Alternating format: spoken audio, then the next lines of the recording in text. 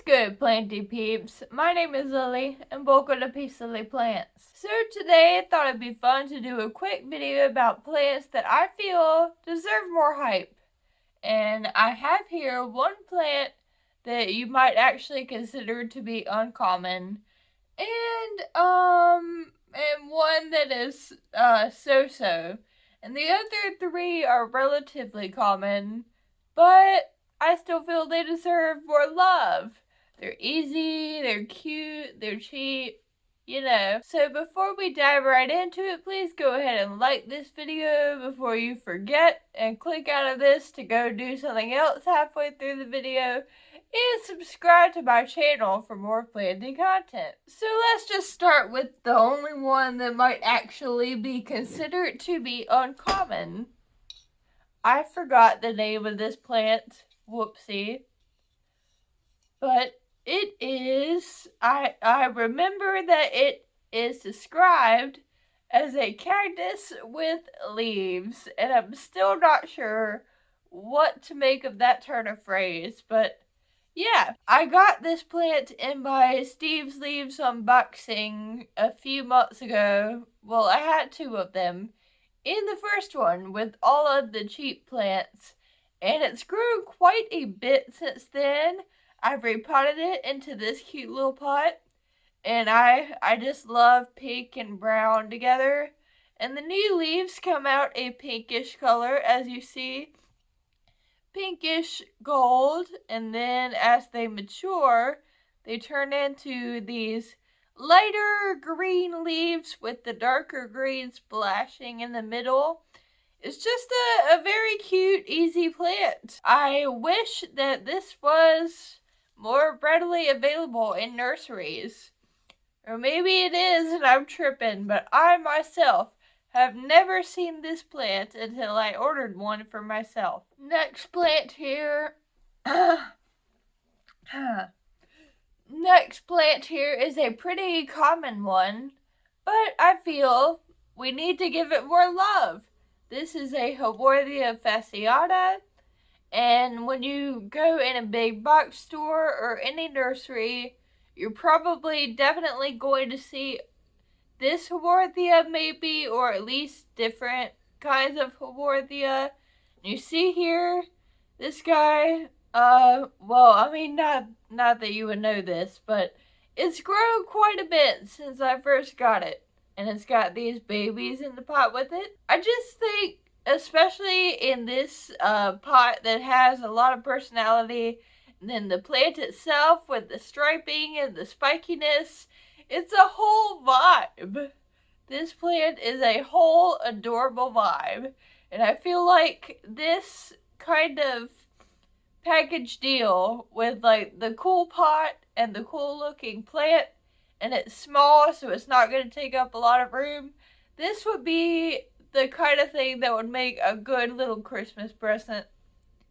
So there's an idea for you. I feel like this Haworthia at least deserves more hype. If not Haworthia in general, let me know what you guys' experience is, because I know, of course, that succulents are more difficult than people like to say they are, but I myself have not had trouble with this. I just kind of water it every 2-3 weeks, whatever, and it's just been doing fine. Alright, let me know. Am I tripping on this one, guys? I'm gonna back up a little bit so you can see better. This is my string of arrows, or string of spades, whatever you want to call it. And the reason I put this on here is because it seems to me, and again, let me know if you think I'm tripping, it seems to me that the string of hearts get all the love. Specifically the variegated string of hearts.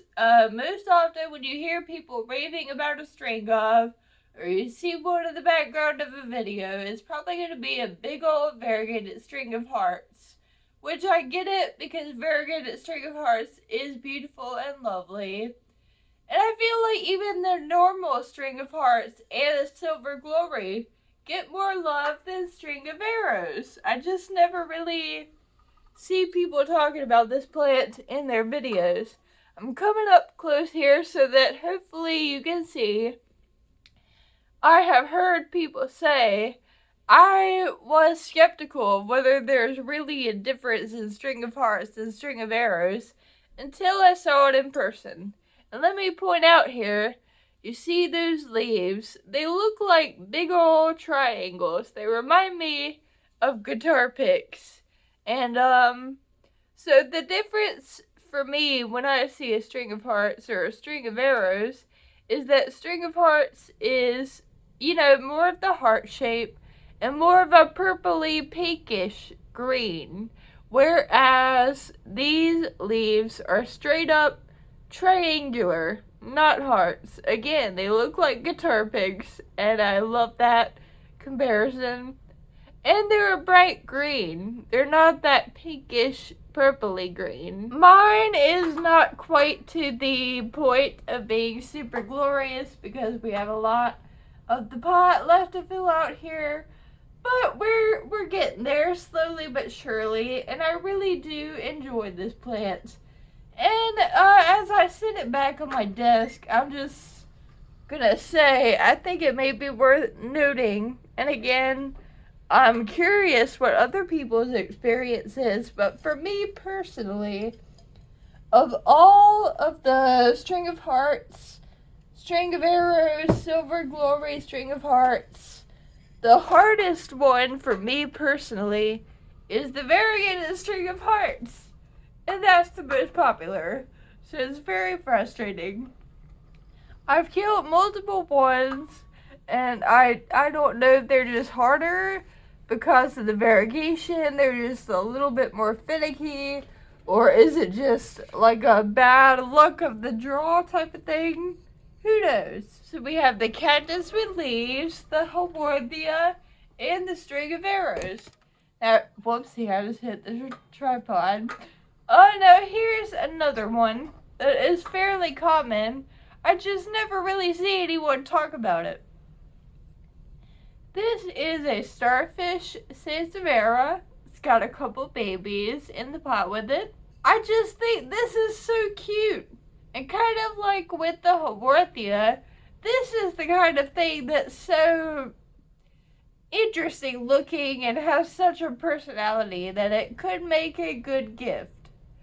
And, so anyway, I know that snake plants, it's a little weird because they have the reputation of being so easy, but a lot of people, their experience hasn't aligned with that, and I myself have killed a snake plant, so not the easiest plants in the world, but at the same time, I've had this for 2 years and never really had a problem with it.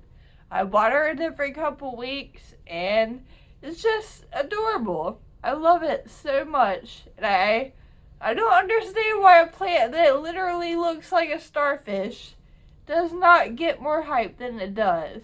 The last one on my list today is, once again, I will back up so you can see a little better, this Aglaonema that Joey actually got me for my birthday this year. Thank you, Joey. Look at these leaves. First of all, the vibes of this give me cherry lime, like with the green and the pink. It's kind of Christmassy, yet at the same time, I can see you styling it to where it would look very summery. So, I don't know, it's like a really cute, versatile plant. And people are always, with these rare philodendrons and other things, they're trying to get the leaves to be as big as they can, right? And I just feel like this deserves more hype, because look at how big the leaves are. It's as big as my face. Big, beautiful leaves, very easy to care for. When Joey gave this to me, I didn't have anywhere to put it, so I set it on my desk in front of my TV that's way on the other side of the room. And it's fine. It's fine. It looks beautiful. So I love this plant, and I feel that Aglaonemas in general should be getting more love and more hype. very common, so I guess there are people buying them. I just don't really see people talking about them very much. So, this plant is a stunner for sure. Thank you guys so much for watching to the end of the video. Hope you enjoyed it.